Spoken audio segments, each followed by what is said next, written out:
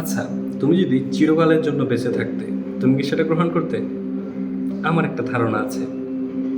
ধরো তোমার প্রিয় কাউকে তুমি একটা ফুলের তোড়া গিফট করলে, সেটা সে অনেক বেশি পছন্দ করছে, স্মেল নিচ্ছে, অনেক কিছু। আবার তুমি যদি ভাবতে যে এমন ফুলের তোড়া আমি গিফট করি যেগুলো কখনোই মরবে না, একটা প্লাস্টিকের ফুলের তোড়া, দেখা যেত তোমার প্রিয়জন সেটাকে পাত্তাই দিচ্ছে না। কারণ কি? যখন তুমি জীবন্ত ফুলের তোড়াটা দিলে, সে জানে 7 দিন 10 দিন পরে সেটা মারা যাবে, পচে যাবে। তো সেজন্য সে চেষ্টা করে এটাকে পানি দেওয়ার, যত্ন নেওয়ার, যেন একটু বেশি সময় কাটানো যায়। আমাদের লাইফটাও অনেকটা এরকম। আমাদের লাইফে কখনো মৃত্যু আসবে জেনেই আমাদের একটা মিনিং আসে আমাদের জীবনে।